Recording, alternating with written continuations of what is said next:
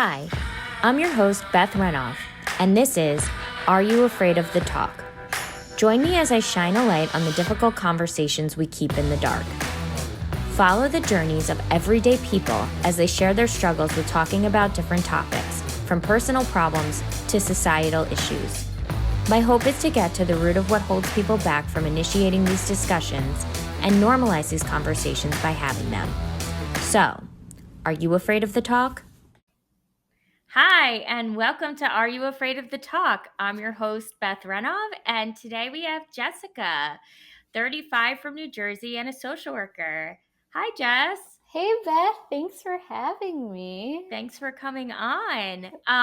Can you tell listeners a little bit about yourself, just for us to get to know you a little bit? Yeah, so like you said, I'm 35. I just recently moved to New Jersey from New York. I was living there for about 10 years, and then my husband, who grew up here, kind of dragged me here, but liking it so far. I am a social worker. I currently work in a school for students with emotional disturbances and learning disabilities. I have an older sister. I'm an aunt. I have a dog named Rocky who is super cute, but he snores super loud at night. And that's kind of me a little bit. You're married, right? I'm married. I've been married for almost 2 years. We did get married during COVID, so I did have a COVID wedding, which at first I hated, but now I'm really happy of that's how it turned out. Didn't have to have a huge party and be around, I guess, a lot of people, which was lovely. Yeah. So how was it to have a wedding that wasn't like your initial expectation? I definitely was really sad at first. We got to the planning process. Really loved our venue, which we still ended up being able to get married there. They did like a small wedding. But I think just like you think of like what your wedding day is going to be like, and that's not necessarily what I thought it would ever be, but it ended up being, I feel like, the way it was supposed to be. Yeah, I think the pandemic kind of did that for everybody with different things, but it sounds like it worked out for the best. So that was good. Yeah. So I wouldn't really change it. I'm happy it ended up being pretty small. Just wish there could have been like more people, I guess, is the only thing. But yeah. Well, you looked beautiful. I saw thank you. pictures, Thank you. I I'm know my gonna sister was like, if you don't wear your wedding dress, and I was like, I was happy I did, because then I think I would have actually have had to have a big wedding. Right. So. Yeah. Well, the micro weddings were all the rage, and I feel like it might just be a trend that like goes past the pandemic. Yeah, definitely, and I definitely would recommend it. Yeah. I think looking back on my wedding, I loved it, and actually we had it at the same place. Yes, So I actually decided.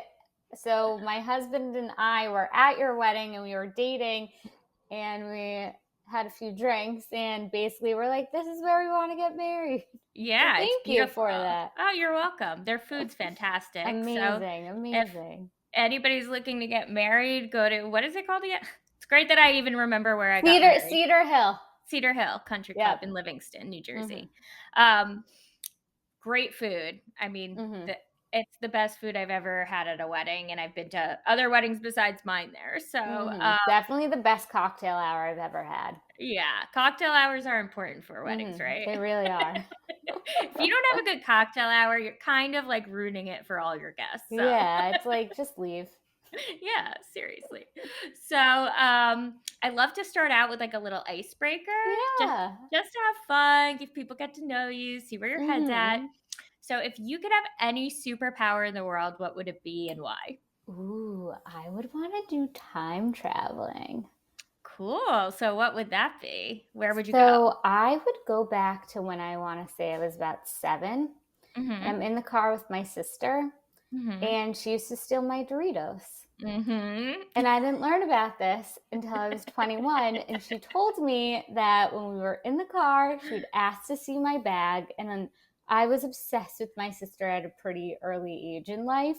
Uh-huh. And I would hand them over to her, not thinking anything. And she Mhm. would swap the bags because she already ate hers, and she would eat the rest of my chips, and I would have no idea. So I think that would be the first place I'd go back to. Not Yeah. give her my Doritos. Yeah, I would take back those Doritos and maybe, Mm-hmm. do a little switcheroo now when she's not looking. Yeah. So that's definitely, I think, would be my first stop. Where would be another one or two stops? I think a few stops would more likely be in just the past, Mhm. to some family trips that I went on. Um, Also, which I will be talking, I think, more about is kind of going back to school and maybe having a little more confidence in myself. Mhm. And then it would be fun to, I think, maybe go a little in the future, but it's also nice for that to be a mystery. Yeah. Mm-hmm. Is there like any time period in like history that has nothing to do with like your family that you or a place that you would want to go I'd to? want to go back to the 80s. Yeah. I think the 80s would be fun. I love the music. The Yeah. hairstyles were awesome. And it just seemed like a lot less like people were just like more carefree, maybe. Yeah. I mean, I think a lot of people are on drugs, but They they are definitely good probably were. too, but no, it was definitely more carefree. I think Mm-hmm. we didn't have like politically incorrect things, not that saying like every people should be offended, but I think Mm-hmm. it was more carefree and that people were lighter, things were more of a joke, Mm-hmm. like people just wanted to have fun. And I think social media has brought Mm-hmm. more serious things to the De- forefront. Definitely. I Yeah. mean, I even think back now that I'm like, I'm happy when I was in high school, like social media wasn't really a thing. But to even go back to a time where like you don't have a cell phone on you, you don't have Mhm. to, like, people can't necessarily reach you all the time. Like, that sounds amazing. Yeah. It's like you don't have to answer a text or Mm-hmm. pretend that you didn't see it. Yeah. It was a lot easier to have free time and really be Mm-hmm. present because you didn't have Mm-hmm. something like that connected you to anybody at any moment in your Ex- pocket. exactly. And Yeah. really, you also would allow yourself to have like that self care time, which Right. I think is Well, always really important. right. Well, out of that, maybe, it sounds like being purposeful about having like a disconnect from your phone and Mm-hmm. setting aside self-care time, is like Mm-hmm. not bringing you back to the 80s, but maybe you could play some music, tease your Definitely. hair, and Yep. do some self-care, right? Um, Mm-hmm. so, thank you. That was an awesome one, and Yeah. I love Thank your you. answer. Thank you. So what is something that's like easy to talk about for you? I think people often have certain topics like TV or, family, and it's just easy for them to talk about. And some people like are really free with talking about themselves, but Mm. for you, what's something like that's really easy to talk about I and mean, why? definitely TV. I love watching and binge watching shows. Also, talking about how I'm feeling is definitely something. I think too, just being in social work, it's Mhm. I know how to talk about my feelings. So if something is bothering me, I do feel like I can voice it, Mhm. pretty well. Mhm. And so I would say definitely those two things I feel like are very easy to talk freely about. Definitely like bad reality shows, I can Right. easily talk about for hours. So, like, let's separate those. So, the bad Mm-hmm. TV, why do you think that's easy to talk about for you? Um, because it's like something that's kind of carefree. You don't have to really think about that much. You're also looking at someone else's life, kind of. So you're Mhm. not really concentrating on what's maybe going on inside of you. Right. And it's also an escape. Mhm. And I Uh, think it's an escape that other people can connect with. definitely. Where Yeah. you don't have to talk about yourself. You don't have to kind of like be vulnerable about things. So Mhm. I definitely would agree with that. Right. And then you have something where you are kind of being vulnerable and being able to Mm-hmm. talk about how you're feeling. Do you think that came from social work or like pre-social work, you like schooling, like you were and working, you Um, were able to do that? I think that's a good question. I think it's a little mixture of both. Mhm. My mom, she talked really freely about like how she felt, and Mhm. I'm very similar, I think, in a lot of ways to how she was. Mhm. I guess just for people who are listening, my mom did pass away when I was 21, but Mhm. before, like, definitely growing up, she really instilled, at least in me, to be able to talk about my feelings, to not hold it inside of me. Mhm. And I think because at a young age, she really encouraged that. I Mhm. now know if I keep it inside of me, I feel like I'm just gonna like burst open. Yeah. Um, so I think that's why too. I also, I know I'm more of an emotional person, which I think is totally okay, and Mhm. I love that about myself. Mhm. So if I hold, like if I hold it in, it's just, Explosion. yes. When it comes Yeah. out, it would be like waterfalls and all of that. Right. Well, what a gift your mom gave you, Mm-hmm. and it sucks that you didn't get more time with her, but, having that in common with her and having her live through that, Mm-hmm. and also having her be able to be such a good role model of like Yeah. being expressive and saying like it's okay to have feelings and be Mm-hmm. sensitive and emotional. Absolutely. So. Right. And I think with me, I think I've always been an emotional person. Like, Mm-hmm. I mean, you've known me a very long I time, have. but um, but I think I really honed it in like I feel like everybody should go to like social work school. I Mm-hmm. feel like Absolutely. it was like a boot camp for like getting in touch with being vulnerable, understanding Mm-hmm. feelings, and then working there. I mean, I feel like every social worker should really go to therapy. Mm-hmm. But that whole like parallel process of working and then working on yourself really Mm-hmm. shows you like we gotta like open up and let this out, or like we could see bad things happen because we work with people. Mm-hmm. It's gonna come out one way or the other, so you might as well feel Just get it free to. out there. Right. And I think it's amazing that that's something easy for you, Mm-hmm. and if that's easy for you, you kind of mentioned earlier you'll be talking about this. What is hard for you to talk about? So, something that definitely, excuse me, has been hard for me to talk about, and definitely something that I've trying to improve just as I get older in different stages of my life, is Mhm. that when I was about 4 or 5, which I don't really remember all of it, but I Mhm. was diagnosed with dyslexia and ADD, which is now more classified as ADHD. I just don't have the hyperactivity part. Mhm. So kind of growing up my whole life, I knew something was different Mhm. when it came to learning and just how I process things. So I started to really notice it when I was in probably the third grade, Mhm. and I would get pulled out of the classroom a lot. Or Mhm. we would be going around and the teacher would call on you to read, and I would just stare at a page and it just looked like random letters, like nonsense words.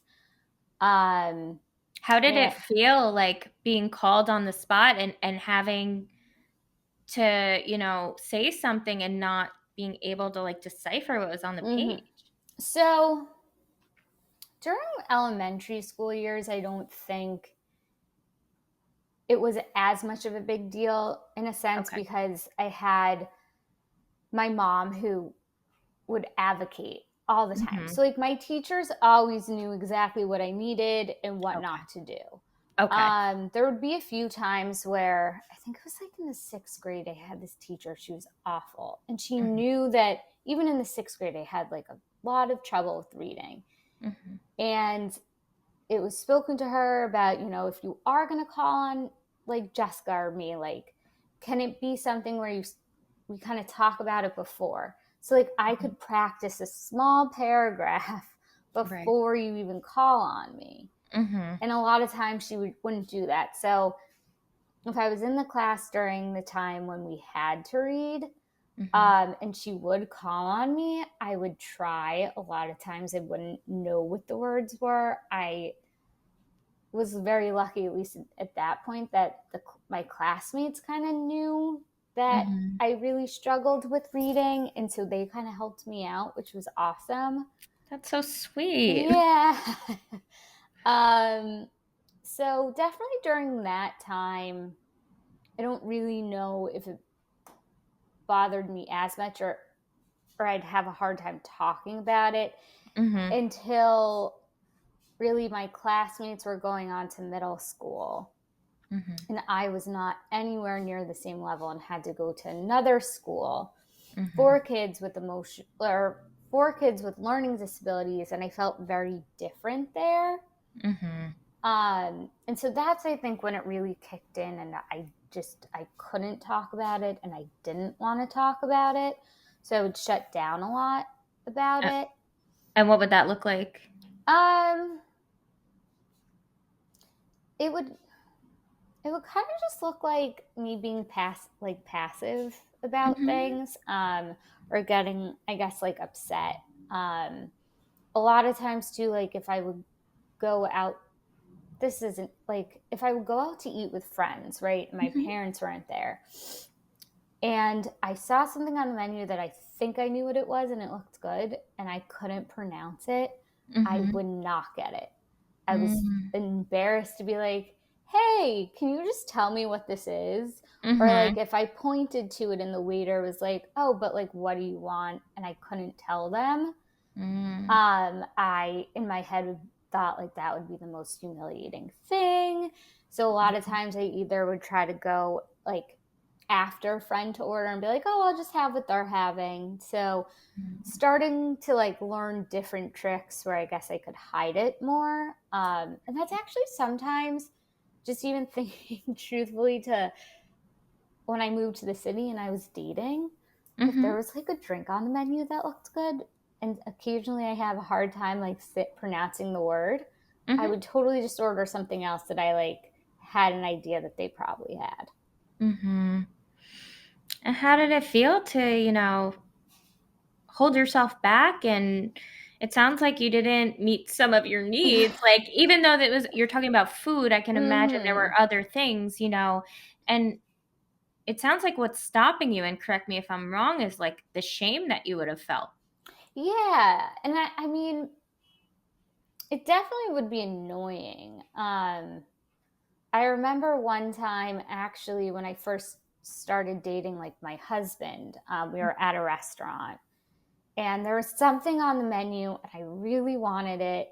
And I started kind of talking about to him that like, look, like I have a learning disability. And he would like ask me like questions, but I never fully in those moments told him as much about it because I just started dating you. Like, I really like you. And what if I do tell you I have dyslexia and I share a lot more with you? And then in your head, you're like, okay, well, is this going to then like hold you back in other areas of our life that like I don't want to have to then like deal with? So I think I was just embarrassed to really like tell him, but we were somewhere and I wanted something. And I just pointed at him like, what does this say? And he told Mhm. me, and it was no big deal at all. Mm. It's so Um, nice that you were able to trust him enough to do that. yeah, I definitely think, just, I mean, from talking with you throughout the years and my sister, I definitely also started realizing that when you meet the right person, like certain things aren't going Mhm. to matter. And I thought, hey, I really like him. Why not kind of Try. try this out? Right. Well, that's amazing that Mm-hmm. you were brave enough, and vulnerable enough to do something that made you really uncomfortable. Mm-hmm. But going back to like what you said before is like you were fearful of talking about it. It sounded Mm-hmm. like because you were afraid of how he would judge you, and it Mm-hmm. sounded like you would be a burden on him in some way. Yeah, and I think I definitely had other relationships before, and we talked about it, but I mean those didn't work out. That had nothing to do with any of that. Right. But I think I was really nervous. Like I knew in those moments, like I did. I pushed myself a lot more throughout my education than I think was ever expected that I would. I went to graduate school. I had my Mhm. master's degree when I started dating him. But just the thought that I'm going to share something that's such a big part of me that Mhm. I never chose. Right. It's kind of came with who I am, and there's nothing wrong with that, but it took me a while to really understand that there's nothing wrong with it. And Right. even now being 35 and having a job, going through grad school, I still have a lot of like those self-doubts of myself and wanting to understand like, hey, like what are some of the strengths that come out of this? But it's Mhm. really hard when a lot of times you're told like, oh well, you can't do this, or this is just going to be like more challenging for you. So it's easier to kind of, I guess, hold it inside than allow it to come out. Right. Well, what helped to push you to not care what people said and do it anyway? um I was truthful, even looking at everything now, and the population, the students I work with. A lot of this I really attribute to my parents Mhm. and my mom, um, who really pushed and fought to make sure I got everything that I needed. So Mhm. she really fought to make sure that I got into schools that I needed to get into, that I was with the right tutors I needed to be with, but also really, and I didn't realize this until I want to say maybe the last several years, Mhm. that this is going to be hard. Sorry. This is going to be hard, but it doesn't mean you can't do it. And like you're Mhm. going to have to put in more work. But if it's actually something that like means something to you, like you're going to figure out a way to get it done. Yeah. Well, that's resilience, right? And Mhm. perseverance. And a lot of people don't have that support, you know? Mhm. So I think again, your parents and it sounds like your mom really Mhm. role modeled like what advocacy looks like and Mhm. standing up for yourself. And a lot of people don't have that, you know? So Yeah. and you mentioned before the strengths that come out of something like this. Mhm. What do you find some of the strengths are from having this? So it's actually kind of cool. So over the last several years, there's more. I want to say, I movements or more things coming out involving dyslexia. So Mhm, there's this organization I actually follow on Instagram called Made by Dyslexia. mhm, And it's really just looking at the fact that so many people out there have dyslexia, mhm, and to be looking at the strengths that come with dyslexia. And mhm, so some of them are, really connecting with people. So, like, that is to me like one of my strong suits. I can mhm, connect to people. I understand their emotions. I feel like I can feel how they're feeling. mhm, Also, problem solving, looking at the whole picture of things. mhm, So, understanding what strengths come out of having dyslexia. So, Made by Dyslexia just actually did this really cool thing where LinkedIn now has, under like your skills, it's called dyslexic thinking, because mhm, more companies are starting to want to be hiring people who do have dyslexia because of the way you process information, you connect with people, um, different things like that. So I kind of wish that was a little more around when I was younger, but yeah. um, I think we're starting to see in this community that we have a lot more strengths than we realize. Mhm, And that our education system hopefully can start following of, really trying to diagnose kids when they're younger, because,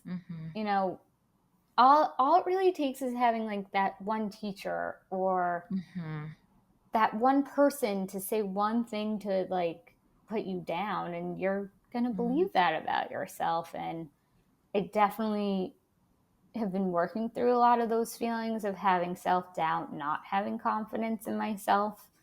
It's something that has just kind of been like ingrained in me. So it's definitely something I'm still working through, and I think I'll continue to kind of work through it throughout my life. But I'm trying to find those things that show more of a positive light than a negative light, I guess, on it. Absolutely. And that's so fantastic. Like, I remember when I worked in a school, I was working with a kid who was dyslexic, and we looked up celebrities who had dyslexia, and that made him feel so much better because he's like, wait, they're able to like accomplish things. And really, in the school setting, you're told, like, you're just limited. You are restricted, you are limited, and there's only a capacity that you can grow to.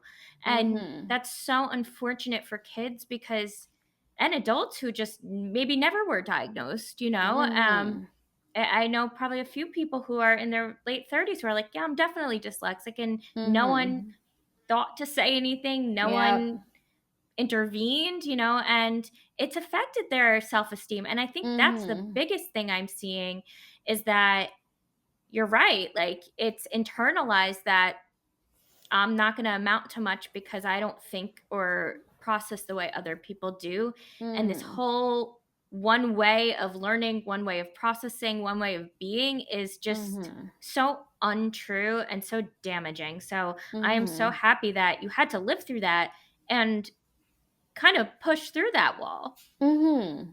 Yeah. And to like, it is something that I am still dealing with. So one thing that's kind of, I've continues to be kind of, I wouldn't say it's fully holding me back, but partially is that, with having my master's in social work, we do have to have our license. And I've taken this stupid exam like 7 times. I plan on taking it again soon, but not passing something that is really like, it doesn't determine if I'm a good social worker or not, but these stupid states and whatever it is have to put these things in place. And so definitely, just even with this test in general, like I've been in this field now for 6 years, and I have taken it 7 times. I definitely could have taken it more, but that's an area of definitely like self-doubt. Like I get accommodations for it, which I advocate to make sure that I can. But when every time I don't pass it or haven't passed it, I'm just like, really? Like, like what's wrong with you? Other people pass it. So it's definitely, I think that right now is something that has been in the forefront of my head, or that I've been thinking about a lot is, I want to take this exam, but why do I want to do something that like every time I've done up until this point, I haven't passed it? Right. Well, I've taken it. I've taken both, and they're really, really hard tests. They are not easy tests. They actually reflect nothing about how well of a social worker you are. And it's unfortunate. I have another friend who took it a bunch of times, and it's hard, and it's also you're in a pressure cooker kind of situation. So it's not even like you have the luxury of just taking it like on your own time. You're in a high stress situation taking a test. So you know, I'm a good test taker, luckily, that's just something it comes easy to me. I will tell you that was one of the hardest tests I've ever taken in my life, because they try and trick you. It's not just an outright, they're not making it. So we want to see what They're saying, are you good at this test? Not are you a good social worker? So because some of the questions too, you're like, you would never even do that. Never. And if you did, people would be like, really? agree. It's just so, I feel like it's a little bit of a moneymaker for states, Mm-hmm. but I guess it's a necessary evil. But I'm Mm-hmm. also hearing from you that you're telling yourself you're not good enough for this, you're not going to pass this, Mm-hmm. and maybe just working on some affirmations and reframing your thinking of like, this Mm-hmm. is really hard, and it has been a struggle before, but that does not mean I will never pass. It does not mean Yeah. I'm not a good social worker, and just Mm-hmm. working on that inner dialogue. And I know Mm-hmm. for myself, I always joke about this, but I never even realized I had an inner monologue. Like, I knew I had it, but I couldn't Mm-hmm. picture it. I couldn't hear it. I couldn't see it until recently. And this is so silly, but we were having a cleaning person come, and you have to clean for the cleaning Yep. person. I was so overwhelmed. My dog was really sick. I was dealing with me not feeling well and just trying to run a practice, and Mm-hmm. I just, in that moment, I'm like, you can't do this. And like when I actually was like, wait, I just said to myself, I can't clean up for a cleaning person. Like, but it gives you that sense of overwhelm. It gives you that sense of Mm-hmm. defeat. And the minute I was like, that's a ridiculous comment. Of course I can. It's like, Mm-hmm. I just feel overwhelmed right now. And even Mm-hmm. that little bit of acknowledgement, and you're good at saying your feelings, like expressing them. Mm-hmm. So maybe it's just identifying, it sounds like you're feeling really frustrated, you're feeling really defeated, and that's Mm-hmm. valid. Yeah. But it does not mean you're not capable of handling this. Mm-hmm. And maybe just working on how you are saying things to yourself of like, Yeah. I'm going to do it to the best of my ability. If I don't pass, it's not a reflection of who I am. It's not a reflection of me not being good enough. You're a fantastic social worker. I've worked with you, so I can Mm-hmm. say that firsthand. Thank you. But, I think also look at what you've been through. You have so much Mm-hmm. resilience and strength, and like, don't let this stand in your way and be the wall that you can't break through. Yeah. Well, I appreciate that. Well, it's true. And you know, Mm-hmm. now that you're opening up about it, are there benefits to talking about it? Yeah, so there are. So I definitely have, when I say that I've realized kind of some of this stuff recently, I've realized it. I know that it's something that sometimes feels like it's holding me back of having this self-doubt. So Mhm. I actually like I do have a therapist that I meet with weekly, who Mhm.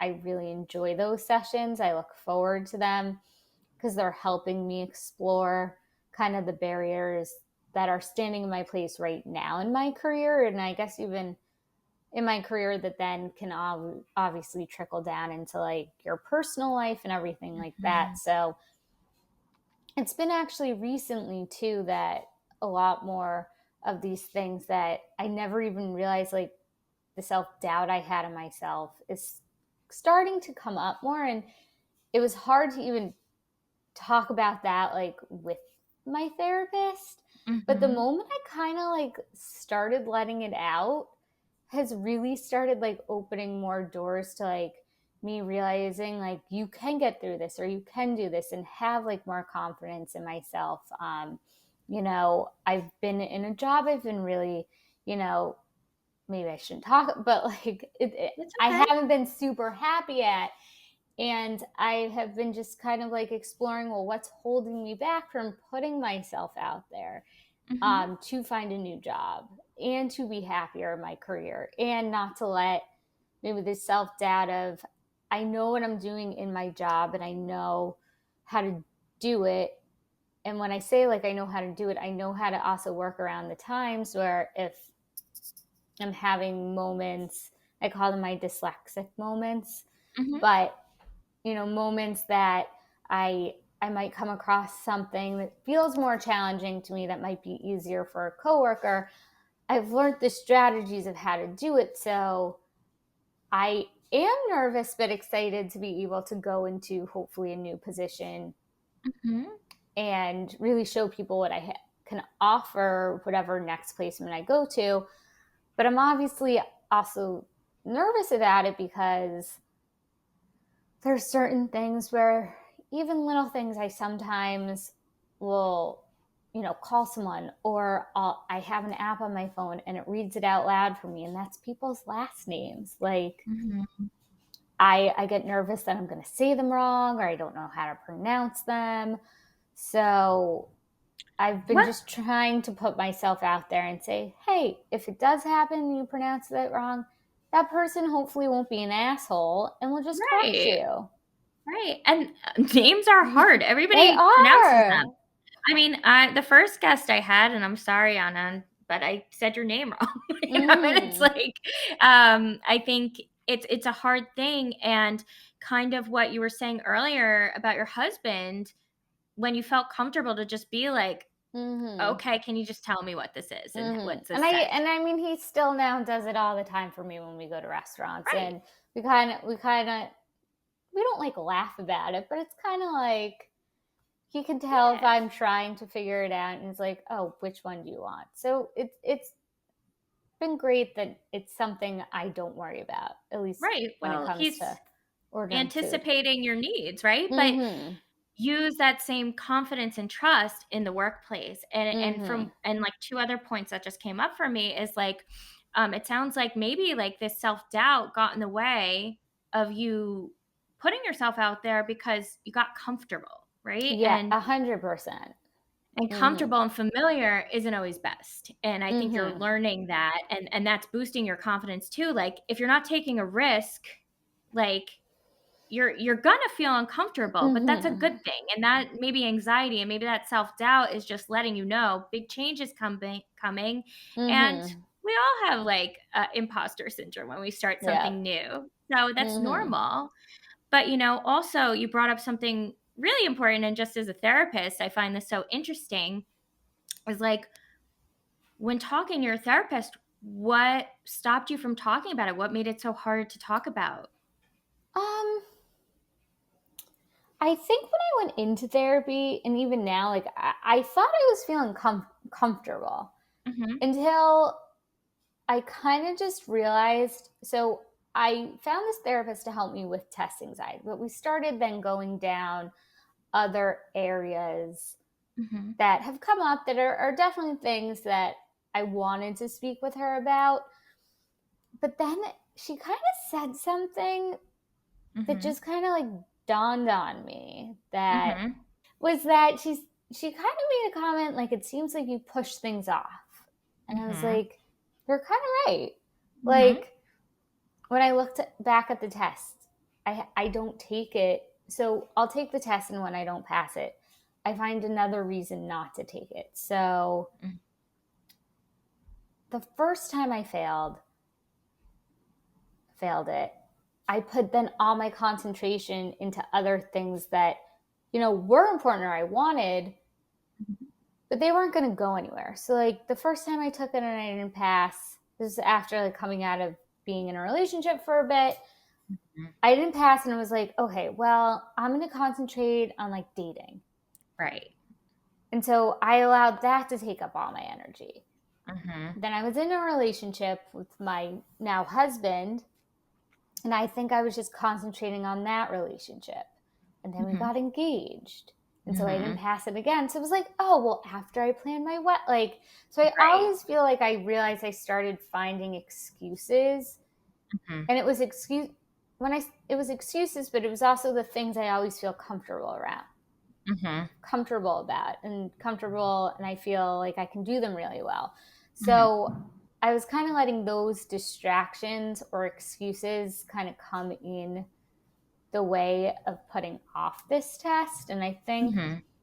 when she mentioned that or picked up on that, it just Mhm. kind of opened this door where I realized that I have been doing a lot of that too, because I'm scared to do this again, because I hate the feeling of like failing at something.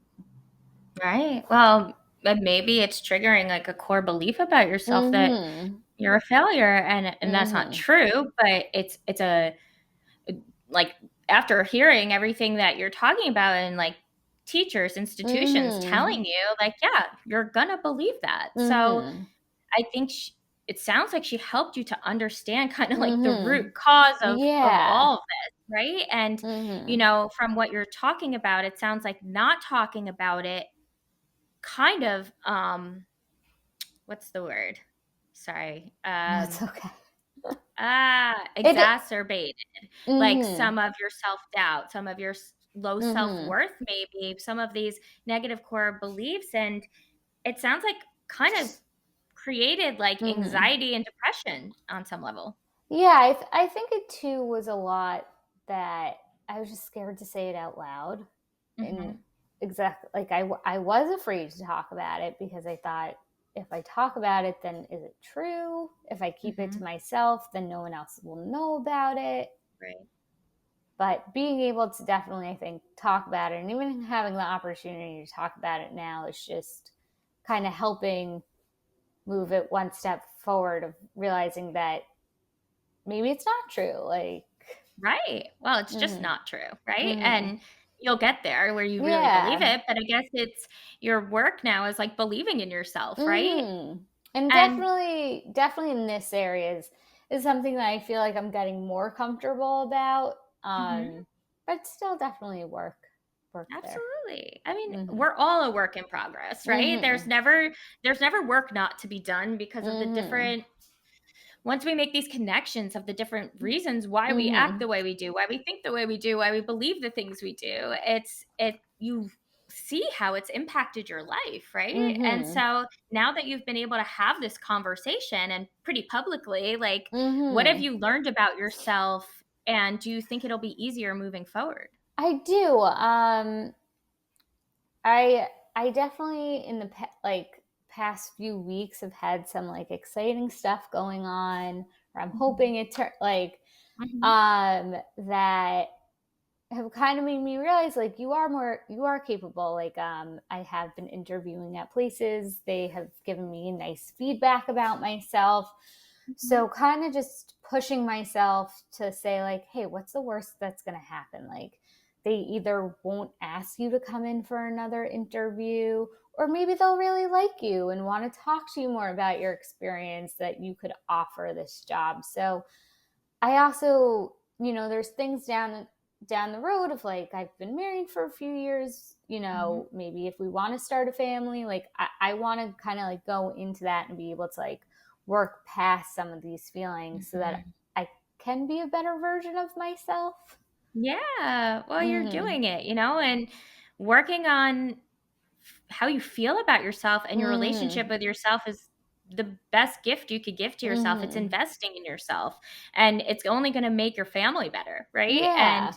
And you at work better and you as a Mhm. partner better, you as a sister better, you as a daughter Mhm. better, and as a wife. And I commend you on that. And Mhm. this isn't easy stuff to work on. So that's Mhm. awesome. Well, thank you. Um, and thanks for sharing all that. And just to leave on like a final note, Mhm. if you could think back from your lived experience for someone out there listening, maybe someone who has dyslexia or ADD, and we didn't really get to touch much on the ADD, but Mhm. I think the dyslexia sounds like it was more pervasively like impacting Yeah. your life. I Um, mean, definitely a little bit with the ADD. There definitely have been ups and downs with that too. Of what I know what works for me with it, and mhm, sometimes I find myself on it. mhm, Um, which I feel like they both kind of go hand in hand in a way. right. Um, Yeah, I think they impact each other. mm-hmm, But so having your lived experience and someone out there listening, whether they have some of these diagnoses or not, is there something or you thinking back, is there advice you would give to someone or yourself from your lived experience that could help someone? um, I, d- I definitely feels feel like when I think about it, like reminding myself, like this may feel really, really hard in the moment, but if you really do work at it and believe that you can do whatever you want to do, you'll be able to.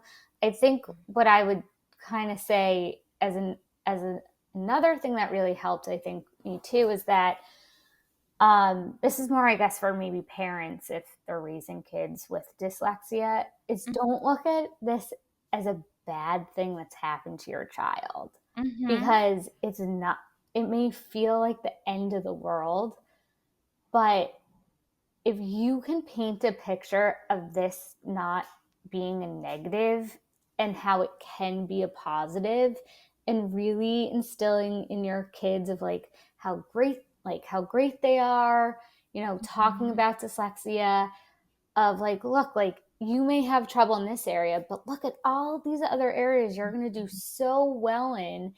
That would kind of be I think my big takeaway is, yes, you technically have this label on yourself, and so does Mm-hmm. your child, but it's not going to stop them from doing what they want to do. What's going to hold them back is if they keep hearing the negative things.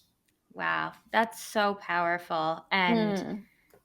so amazing. Your entire story, your vulnerability on here, and your positive outlook. That's hard to get. So, I Mm-hmm. guess it's believing in yourself and having this positive mindset that you're not going to let these things defeat you, define you. And like, Mm-hmm. I think we often are defined by our struggles. And that's where our identity comes in. And we create this whole identity of like, Mm-hmm. I'm not good enough because I have dyslexia, rather Mm-hmm. than I have dyslexia and I get to think in a different way than everybody Mm-hmm. else.